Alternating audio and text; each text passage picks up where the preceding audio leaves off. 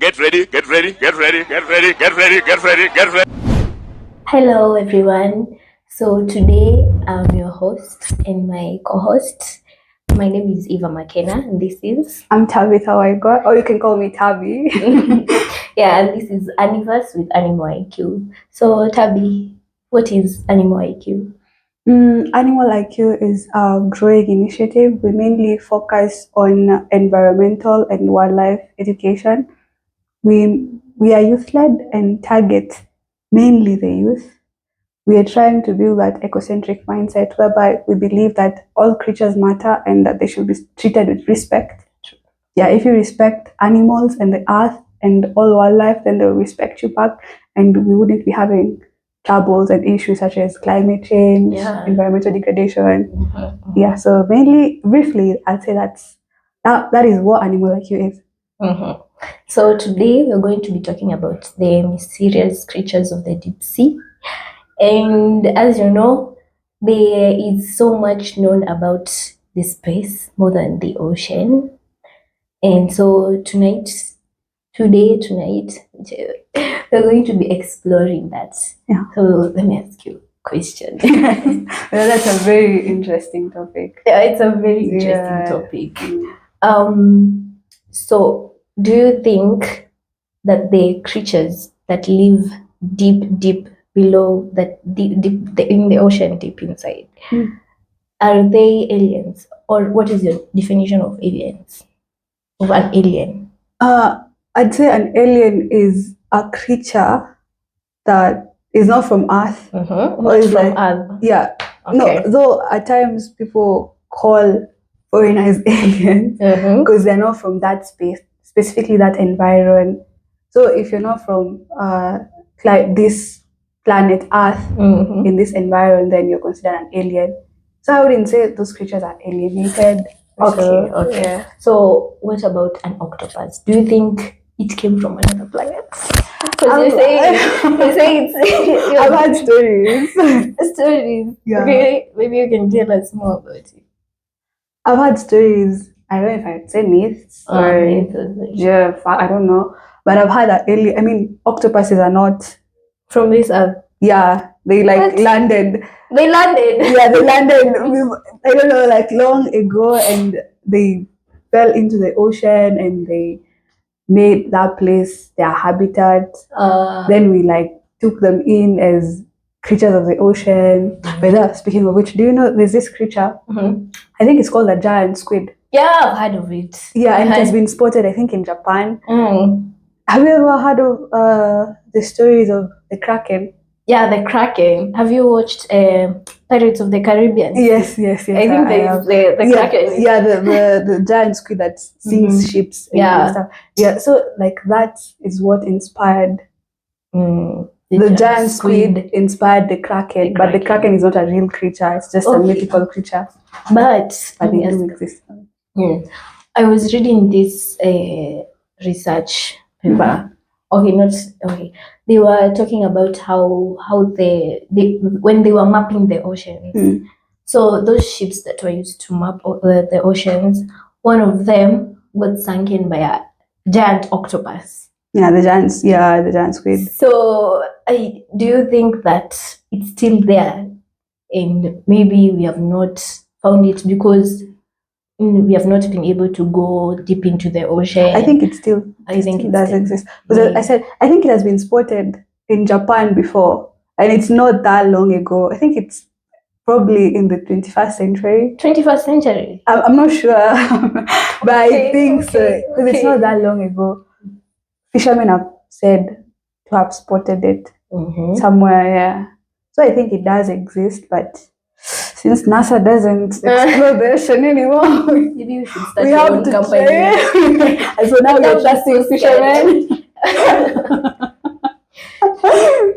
So why do you think that these creatures are not coming up into the surfaces or into these shallow waters? I think because I don't know if you know this, but the ocean has layers. Yeah, it has layers. Yeah, I think there is the sunlight. Then there is the tidal abyss. I'm like, you should research that. Yeah, but I think the lowest. The abyss. I think it's the tidal or the abyss. I'm not sure, but that's where these creatures live, Mm-hmm. and they are so adapted to that environment that coming to the surface is it's just not. They don't like sunlight. So okay, I was watching this video and they were saying that there's a lot of pressure down there, like 1,000 times the pressure above. So I'm just like, how are these creatures surviving there? Because this pressure, it is believed that this pressure can make a cell. You know, a cell makes up a living organism. Now a cell to disappear. So like it gets crushed so much and then it just disappears. So I'm like, how are these creatures surviving there? Because I've seen other creatures in the deep sea and they have come up with ways to like adapt to that pressure, to that pressure inside the sea. But there are these giant creatures living there. Maybe they're said to be there. So I don't know how they survive. We should really look that up. Mm-hmm. Guys, go and look that up because that's a very intriguing. Because they should be maybe soft or something to be able to cope with that pressure. I know something about that. Do you know? Have you ever heard of the blobfish? Blobfish, I've seen. Do you see how? So ugly. You know, maybe it's considered pretty in the ocean. Yeah, you know, when you're here, I think people consider it ugly because it has human facial structures. It has like an eye, a nose, and a mouth. That's why we're considering it ugly. Okay, yeah. But maybe in the ocean, it's the prettiest. Okay. Yeah, see how it's like mushy mushy. I think that in a way is like how it adapts to pressure. Yeah. It does make sense when you're talking about that. But then, what about these creatures? These huge creatures that are said to be there, like that giant squid. Yeah, how is it surviving? They still say that not the meg. Yeah, the big giant shark. Yeah. Is it called a meg?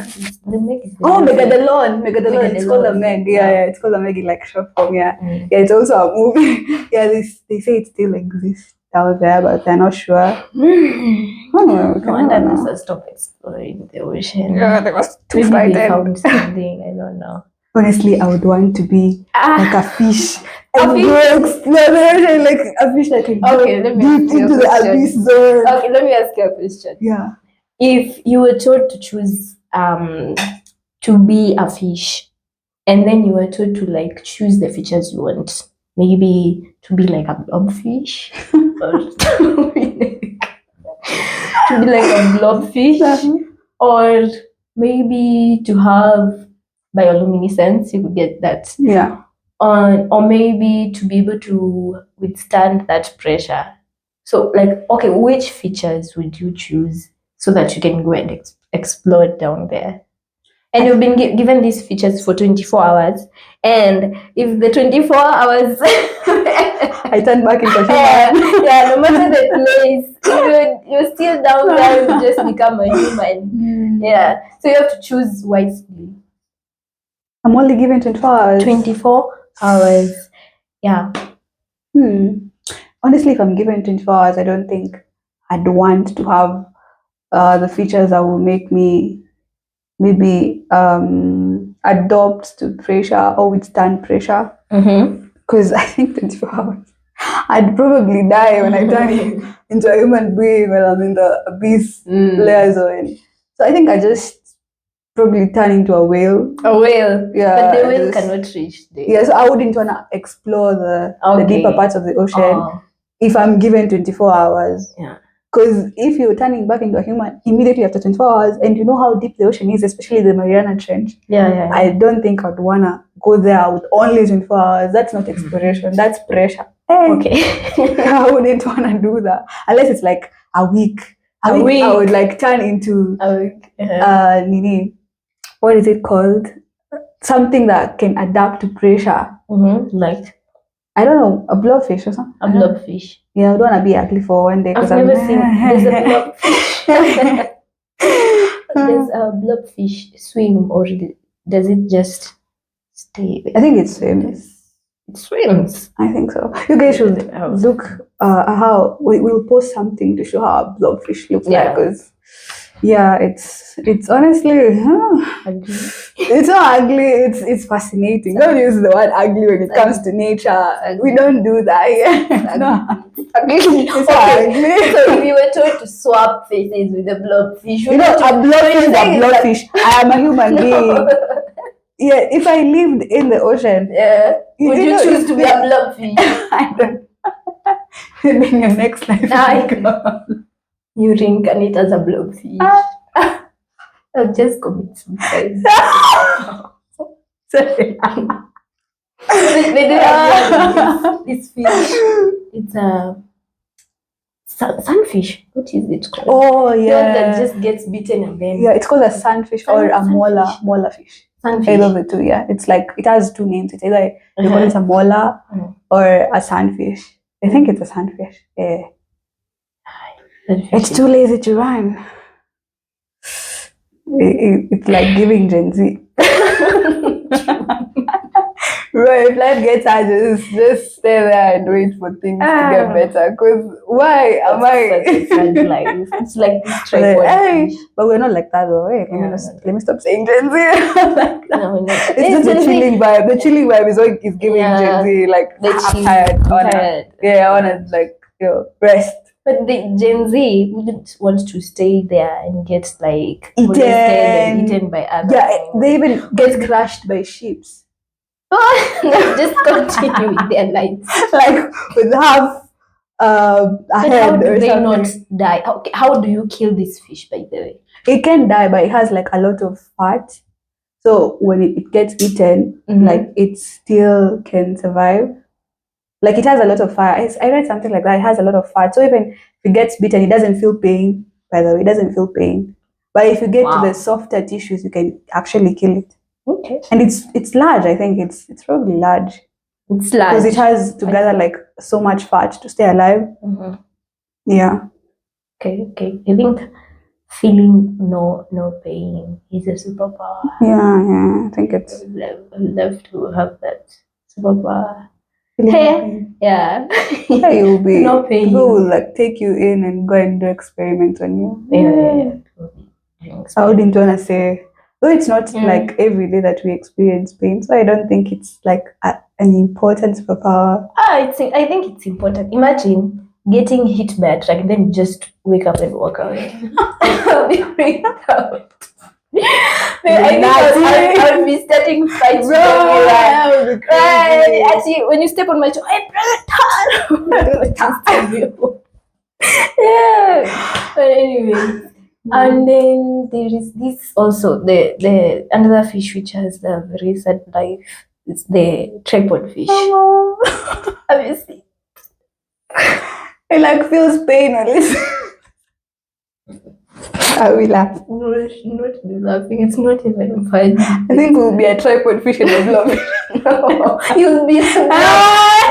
Yeah, blobfish is better than a. But all of them have like different adaptations. I wouldn't say that they're bad, but the tripod fish has a very sad life. Imagine your fins turning into legs, and then you're just living there under the ocean, waiting for food to come your way. You put but the molar fish also does that.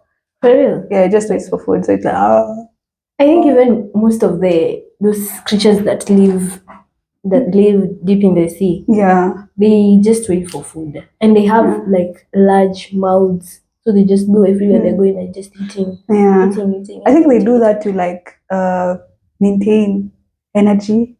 Yeah, by the way, because hunting will take a lot of energy, and I think there is something that comes with the sun giving you energy or something, so they don't have access to like. I think.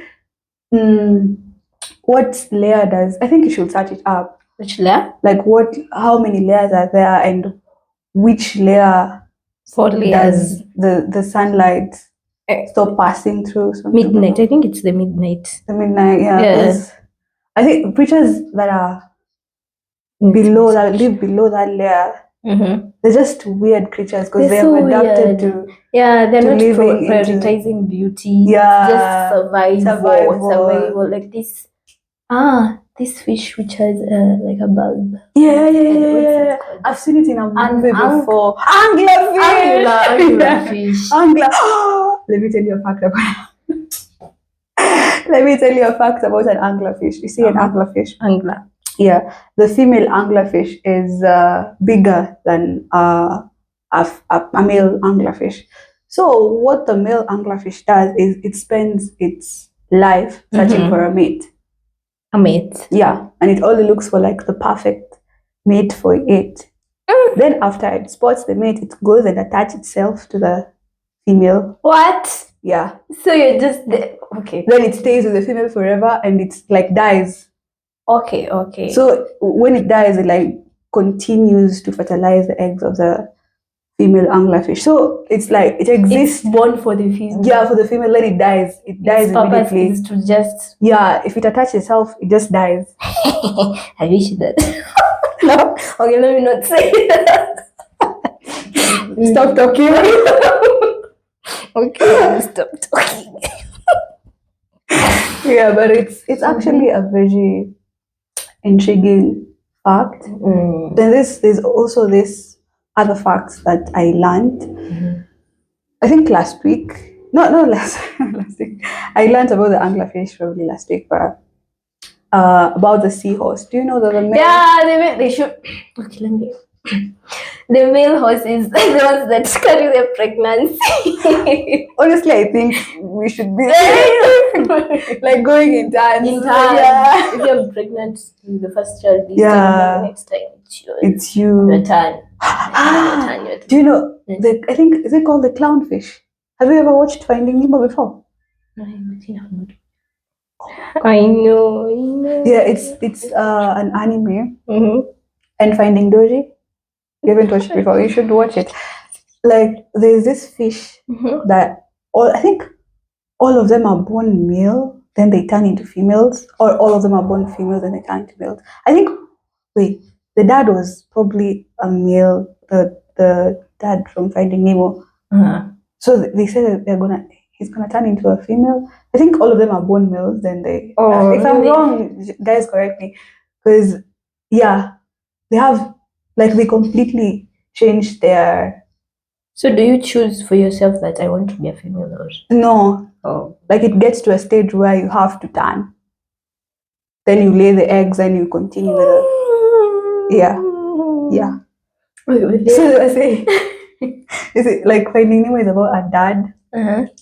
A dad fish. I think it's called a clownfish. A dad fish. Then there's a kid fish, a child fish, and a mom fish. So the mom fish is eaten by this creature. I don't remember. Then the family is left with only the dad and the kid. So the kid one day gets lost and stuff. So it was so this thing that said that I don't know because of the whole turning into like female or male. It reached a point that the fish were like gay or something. I don't know. Oh, probably will be because they both turned into females or like they were both males and then they turned. Yeah. That's a weird fact. Yeah, but immediately if they turn to the other gender, they like switch completely. So you just can't go switching male female. No, you can't do that. They like fully turn. Yeah, so that's why we were talking about like going in turns. So if it's your turn to like carry the kid, you're completely female. Then the other partner is completely male. Yeah, I think. You're okay. Yeah, no, it'll be nice. So it'll be nice. It's gonna be nice. Okay. You know that. Okay, I've not managed to find the layers of the. You spoke about bioluminescence, right? Yeah. So okay, so this is like these creatures that are living deep in the sea. There's no light there. They cannot see. So they are predators and prey. Someone has to be eaten. Someone has to eat someone. So you see, the predators they use this light. Like for example, like the attract. anglerfish, Yeah. in its that That can be clownfish thing, it has bacteria. Those bacteria are the ones that make light. make the light. Oh, Yeah. okay, that's So the interesting. anglerfish is a predator. It Mm. uses this light to attract its prey. Yeah, so it uses and then there are other preys like I don't remember. I don't remember. I just that's it. So the preys, they use like a squid. Mm. The squid, it sprays this ink. Oh. Okay, there are normal squids and then there are squids of the deep sea. Oh, yeah. So this squid of the deep sea, it sprays ink that has light. Mm. So this distracts the predator. Oh. So when the predator is coming, So it it just sprays flees. and flees. Oh. Yeah. Then it's just like a light showdown. So they've like seen light before. Yeah, I've seen light before, but not the sunlight light. No, I was to ask why. And Why do you like have? I I the same thing. eyes. When you have eyes and you're living in the darkness, like what? Yeah, they have eyes. Yeah. Sometimes they can see. They use those lights to see. It's like a show. It's so beautiful. Mm. Especially the one by BBC Art. It's like 19 minutes long. You can look at it. Mm. Okay. There's this researcher who went down there and they saw jellyfish, squid, but they are like so tiny because they have to adapt to that pressure. Yeah, so that's why most of them are tiny. And most of them are transparent. Yeah. I think there's a theory behind. I think it's something to do with light. Light? Yeah, like the darkness that's there. That's why. Like adapting to become. I mean, even if there's no light, nobody will see you. I really want to explore that part of the sea. Oh my god, I would really want to see that. Yeah. With the Titanic or Titan something. Yeah. Then they went there. Marine. The pressure there is so high. That's why I would just want to turn into a fish. I wouldn't want to go with the Titan. It looks fun, to be honest.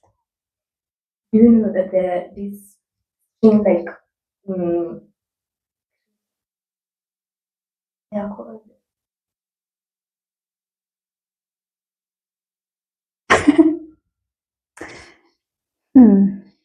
yeah, typhoon.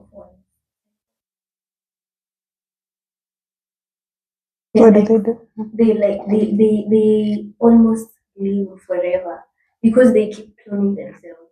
They can even reach to the size of a whale.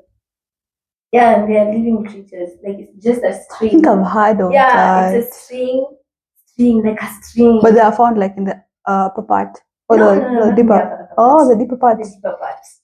They just keep cloning themselves. So it's just like they are living forever. Speaking of which, have you ever heard of an immortal jellyfish?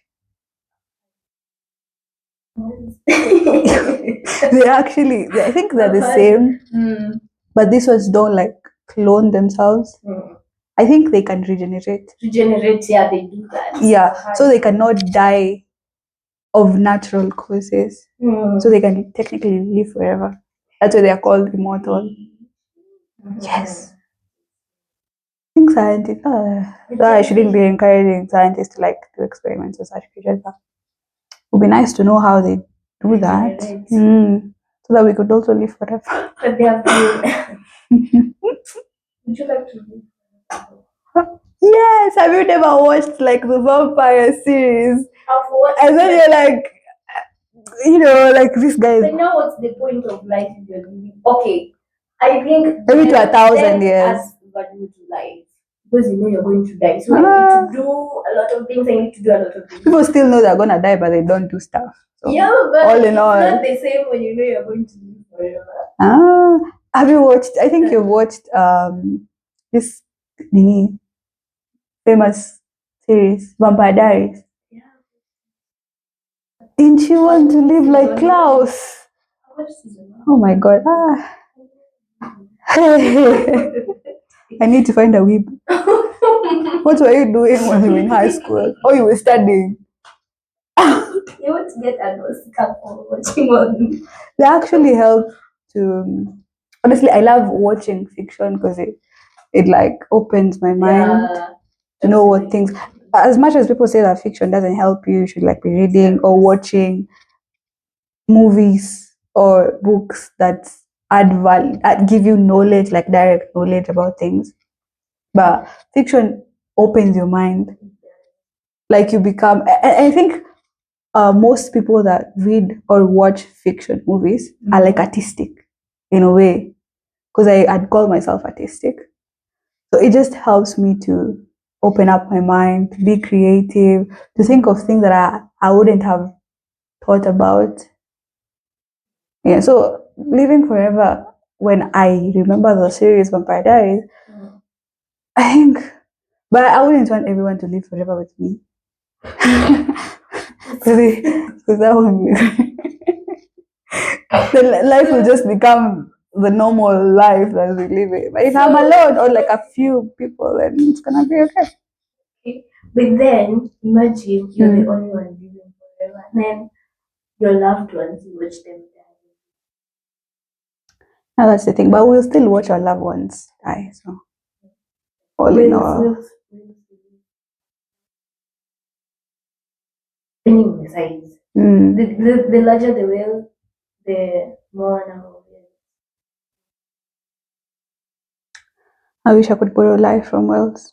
I don't know. But you, I know you. I'm obsessed with living.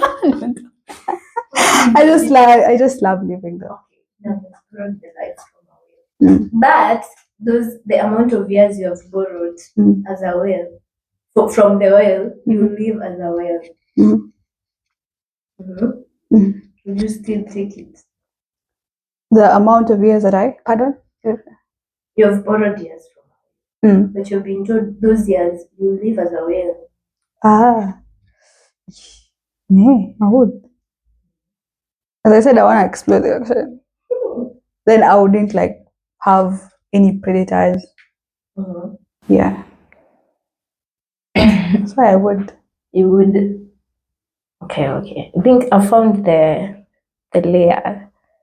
So the midnight zone is where there is total darkness. Below 1,000. Could you like start from the beginning?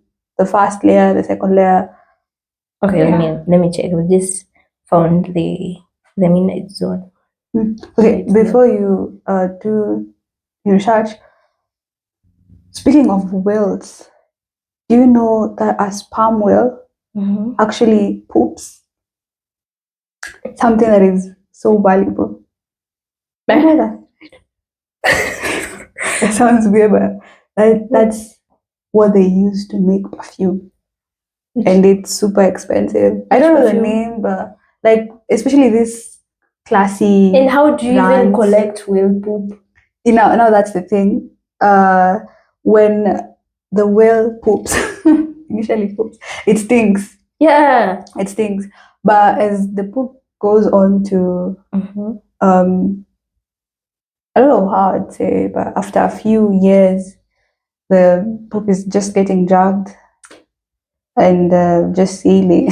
People can do anything to find life. It actually smells nice. Nice. It has like this authentic, naturey smell. It's actually nice, for real. It's nice. And you know what causes it? I read somewhere that I think sperm whales eat a lot of octopuses or something.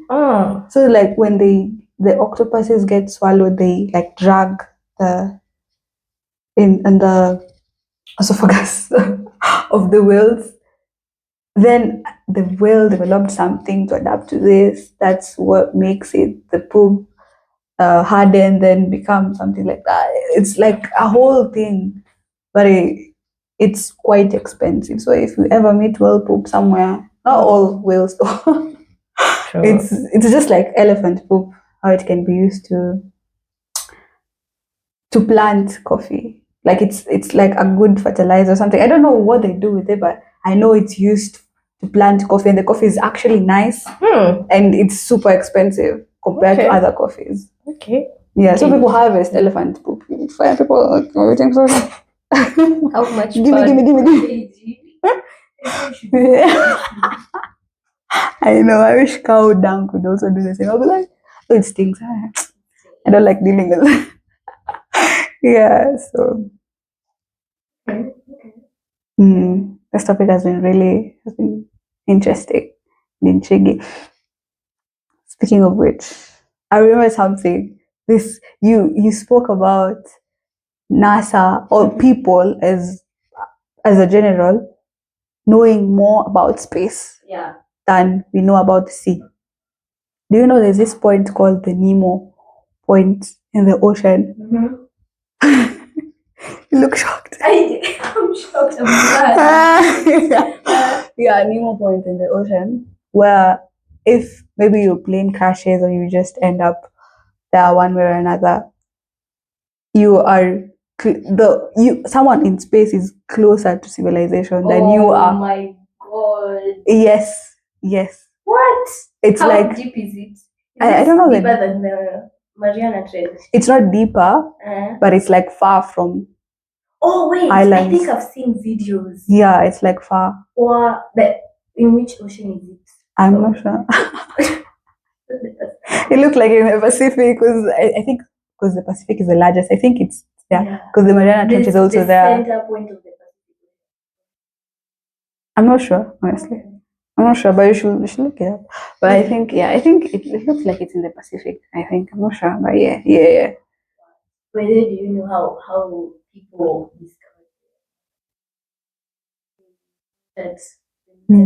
How do they do? So you see, the ships I was talking about, these ships, they were mapping the ocean. I wouldn't do that. Imagine like you're just going to places you have never seen. You don't know how large this ocean is. It was a very hectic and scary job. You don't know which creatures you will find there. I think those guys are the ones that made up the stories about krakens. Kraken. Yeah, they're the same guys. They encountered like giant squids. They're the same guys. So as they were mapping the ocean, they're the same guys. As they were mapping the ocean, you know how they were mapping the ocean, how deep the ocean floor is. They used to take this like hollow pipe. Yeah. Pipe which is like closed at the end, at the bottom. Then they put lid on it. So and then they just use it just like how anchors are used. They throw it in the ocean, and the rope that will be used to hold that lid pipe is the one which will be measured to see how far the floor is from their boat. So that's how they used to do. They go to a place, they stop, put lid, they measure. Put lid, they measure. So they came to this place, now the Mariana Trench. They came to this place and as they were putting lid, they put the lid and then they threw the rope. They thought that it would just be like the standard, normal thing. It just continued going, adding more ropes. They added ropes and then it came to stop at 8,000 meters. How? I don't know even sure how deep it is. Yeah, it stopped at it. But I know that if you put Mount Everest down there will still be 2 kilometers more. Yeah, it's gonna fit so in. So how tall is Mount Everest? I know it, but it's somewhere. Yeah, it's how tall is it? I know. I just don't want you to feel bad. I don't want you to feel bad, so I'll let you go and do your research, so you can know. I know, but it's somewhere there. Go and do your research. I will tell you everything. You go and do your research. You're being a bully. Yeah, no. Yeah. So they went and then they found the Mariana Trench. So that's how they measured the ocean. The ocean. Which And end? depth. Yeah. Then they came back. West Ocean. Floor. And they had not even gotten That's interesting. to this other, oh my God, the deepest part of the Mariana Trench. What's it called? What's it called? The deepest part of the Mariana Trench. Yeah, it's called something. Chandaria. No, you guys. Okay, you guys. That's your homework, by the way. When you will tell you everything. You're also learning. She Googled. Googled. No, I knew. We will not tell you everything. You have to do your homework. Go and find out the deepest part of the Mariana Trench. Yeah, and find out how many meters. You'll tell us in the comments. And what creatures thrive there. Creatures. There's so many creatures. You know, as you're learning, you're also learning. So, yeah. Do you have anything to add on? Maybe we should just stop here. Yeah, guys, I think this has been a very interesting episode. I've learned a lot. Me too. And I've been telling her things, but she doesn't want to tell me things. She's telling me to go do my assignment. No, wait. I'm speaking. I'm telling you. You know, I don't want you to feel bad. I've been telling you. I don't want you to feel bad. Yeah. So that's pretty much it. Thank you guys for joining us. Yeah. We'll be having more guests. You're invited. If you want to come and talk and share more what you know, you're invited. It's a free encourage everyone to come and share what you know about animals. Yeah. So I've been your host, Eva McKenna, and this is your beautiful co-host, Tabitha Waiba. She knows Korean.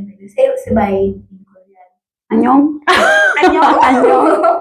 Annyeong. Yeah, it has been nice having you. This is Animal Like You. Don't forget to Animals with Animal Like You. Tell them to subscribe, to like, follow, share. Yeah, and learn, protect, and conserve. That's our slogan as Animal Like You. Annyeong.